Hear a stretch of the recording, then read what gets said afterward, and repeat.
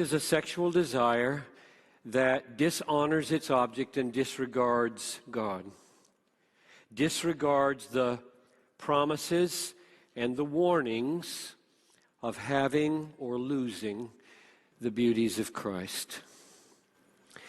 The lusted after woman or man in your head or on the screen or on the street is dishonored, not treated as a sacred, precious, eternal person in the image of God, whose eternal destiny is always paramount and whose holiness we either long for or ignore.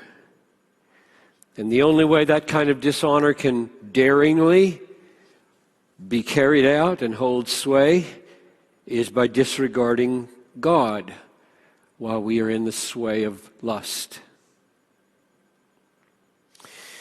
Ponder with me for a few minutes the natural and the spiritual role of self-control in relation to lust. Addiction, I think, is a relative term. I would stake my life on the guess that in this room, no one is absolutely addicted to pornography or any sexual sin. None of you is. What I mean by this is, if the stakes are high enough and sure enough, you will have all the self-control you need to conquer any sexual temptation. For example, tonight, if you are feeling totally in the sway of a sexual desire, more blazing, more powerful than you have ever felt it in your life, and you believe you cannot resist the temptation to look at some nudity online, and suddenly a black hooded ISIS member drags your best friend or your spouse into the room with a knife at his throat or her throat and says, "If you look at that website, I will slit this throat." You will have self-control. You are not addicted. You won't click. Or if a man walks into the room and says, "If you look at that nudity,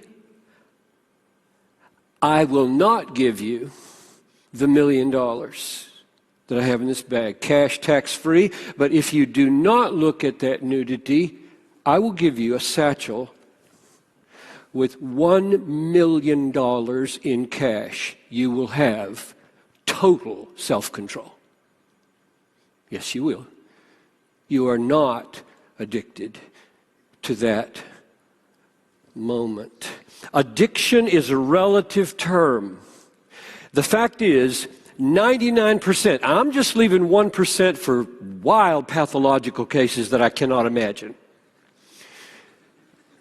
The fact is, 99% of those who give way to lust in pornography or fornication or adultery are not decisively controlled by their sexual desire. They are decisively controlled by what they believe.